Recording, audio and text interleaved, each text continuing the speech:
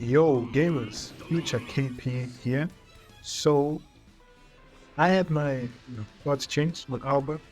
He's definitely the best. So, this is just my opinion because you're gonna hear a lot of things in this video. It was when I put Zoro on the pedestal. But we can clearly see that this Albert is broken. Like, he's destroying Gear 5 way more easier than Zoro. He didn't throw all of these other units just more efficiently. A better win rate and everything like that. But moving on with the series, since we're done attacker and defender and runners, I'm going to do, how to win with league battle and challenge battle, and maybe like a perfect dodge guide as well. Stay forward for that, stay tuned, and yeah, enjoy the video.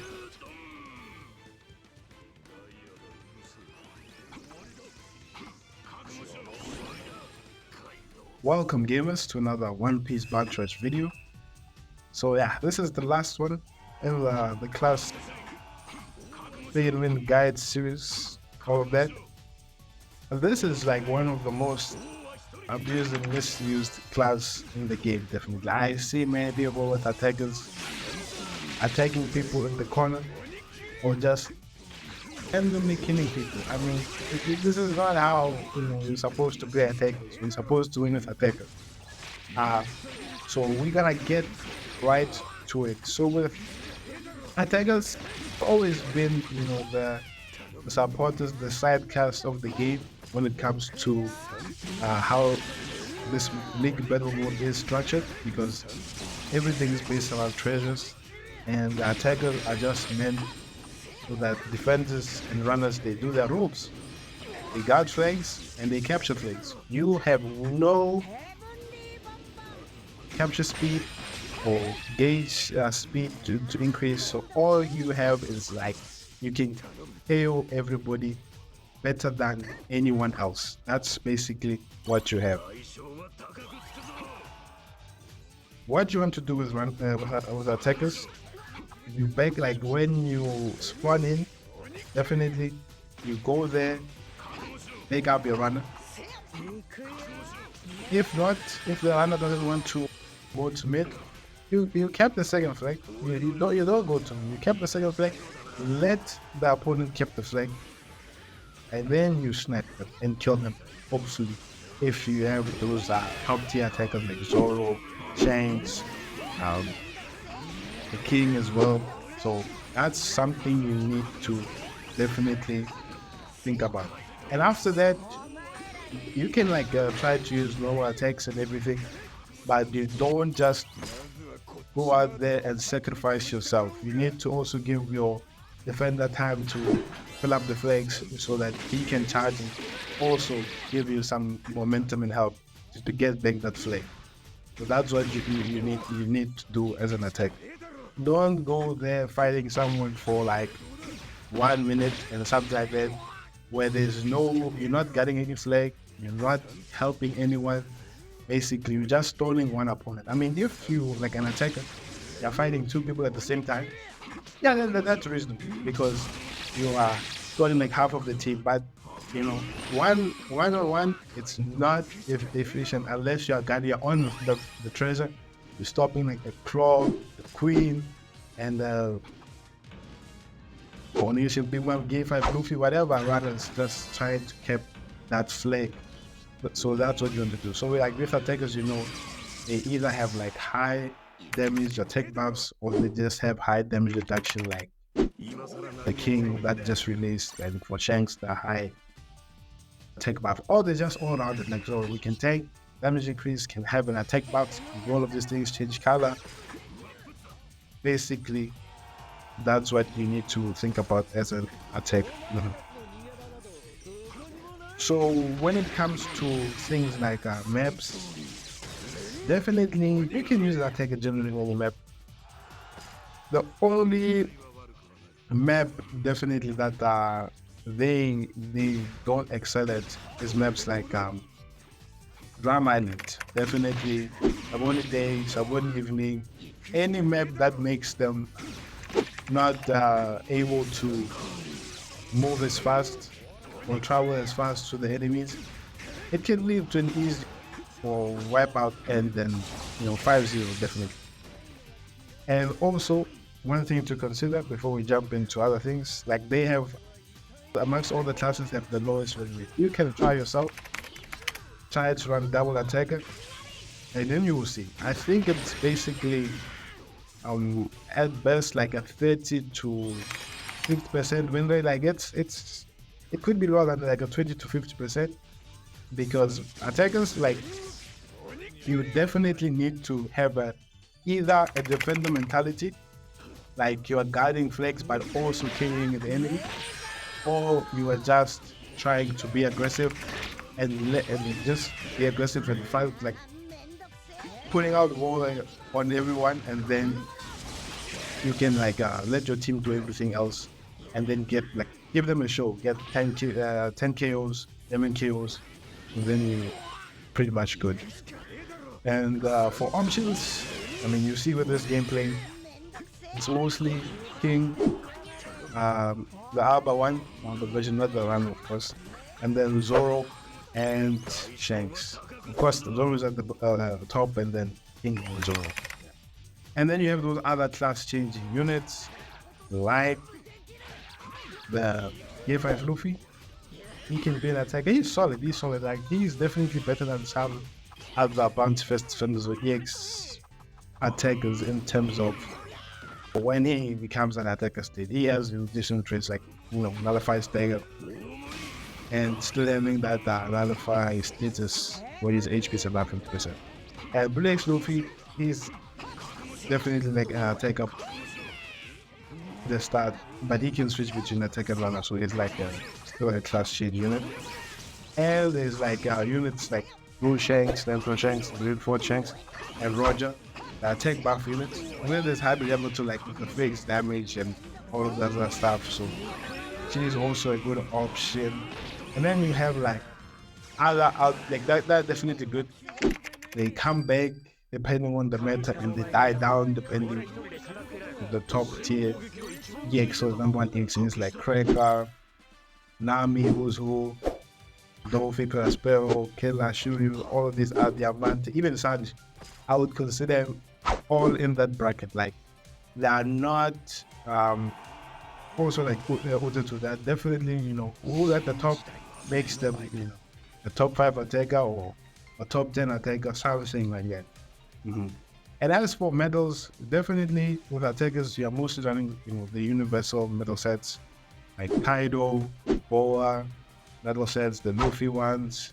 And for the skill one, you basically for depending if you have a critical attack like Uta and Killer, definitely you're running like Son of the Raid or the new Killer medal, and that new Captain's Kit medal that has like the skill 2 crit cooldown and everything. Or you're just running a KO skill 1 cooldown, or like what's the Roger, Rainy Shanks. Seen some people run that. Oh yeah, just damage increase, some damage reduction, those universal when I said like the Boa and Kaido they can offer. Or other people who like the skill 2 can also do a KO medal set for that. With like the Luffy medals has one of the KO, even the Shanks. Triple Shanks, one of them, like the Green Shanks, has the skill 2 and gets KO cooldown. Or the Odyssey and the Straw Hat medals, you get cooldown for skill 2 for if you have not hit normals. For every normal, there's like a 30% chance. It's still pretty bad, but it can be an option for sure. Yeah, it's just like with attackers. You look at how you want to start that the beginning of the match. You want to stack up, make sure that you get yourself as high as possible for killing and everything like that. For Zoro, you want to be at the right color. Depending on who is like the majority of the units. Maybe it's greens, you want to stay red, and if it's blues, you want to be green, so that you can do efficient work. And for Shanks, you want to stack up the attack, like knockback. So you have to target specific units, avoid counters, and once that you're stacked up enough, then you can basically demolish everyone like that. There's both Shanks play like that, and then High Yamato definitely need to avoid people that identify frostbite. If people you can like whittle them down slowly, like with your skills and everything, then you can frostbite them. You can also do that. Uh, Characters like the X-Movie as well, they need to build up as well. And units like Prospero that rely on the status effect like Uta as well. You also need to target specifically units like that's something that you need to do as an attack. You need to target units that you're good at and then leave. Like don't just go out there because this unit counters me, like Cracker counters me, I can kill him with Albert. So I'm like, no, you know what? Just leave someone to handle Cracker. Go after the Green Shanks, go after the Gear 5 Luffy. This is how you're supposed to use the attack. Go after the units that need to be countered so you can help your team do well. Because if you shadow nerf yourself, go against your counter, and you take like 30 or 45 seconds to kill them, I mean, your team is there suffering and then they're getting bullied by their account. The whole game, you're getting like 10 kills, but there's that one unit you left that you didn't, the one character you should have been killing, that was bullying the rest of the team. So that is one thing to consider.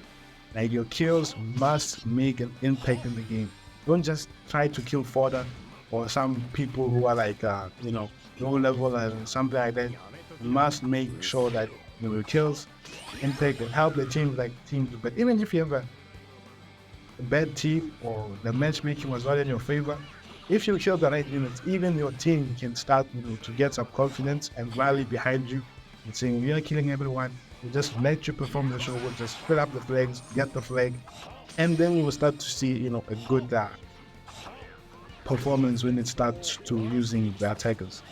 And of course, how you pressure the attacker, it's either you play, really aggressive, or they're like those ones who are hard to kill. Like you make sure it's not an easy kill. Like if you're using your skills, you're not dying. You don't want to die that easy. You're not throwing away, your life and everything. You want to make sure that you stay with that attacker and then just keep, whittling everyone away, like annoying them, making them chase you, making them, want to kill you than play the game. So that is how you pressure with an attack, definitely. So, and also one other thing, I think I mentioned it in the defender video, using attackers to crush the runners, help out the defenders. Like when you see a kind of back camp, and you think that the defender will handle it, but make sure the defender handles it quicker with your attacker so that he can move on and fill other flags. That's one thing you can do. Same with runners, help them capture.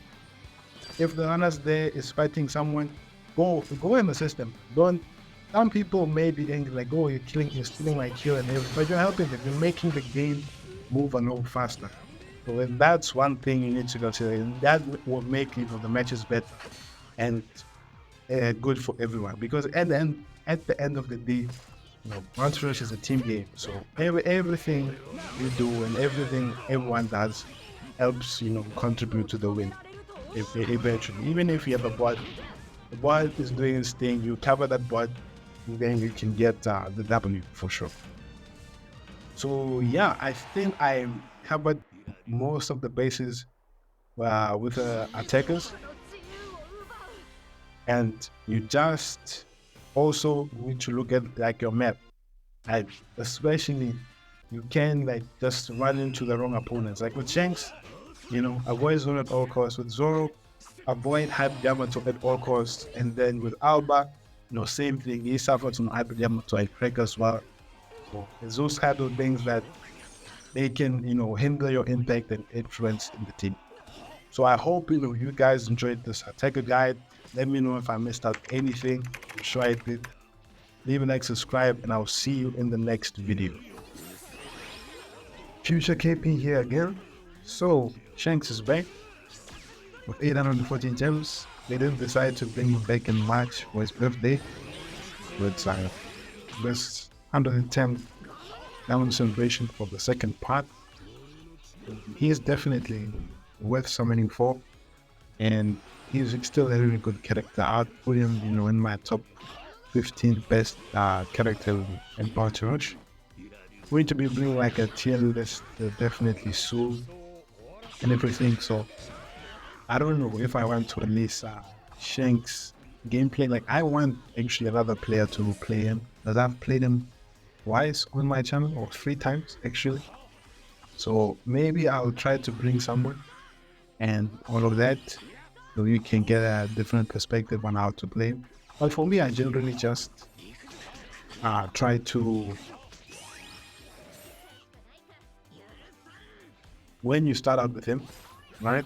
He's like not even top 50 characters in Bounty Rush because he has no attack buff, and that's what you need to shine. It just has damage increase on attackers.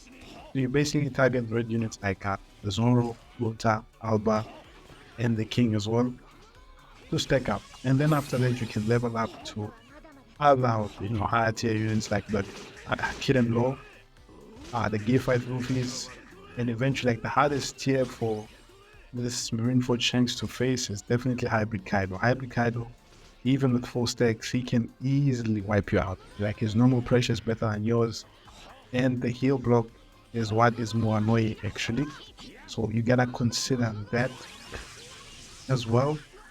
So I think that's about everything.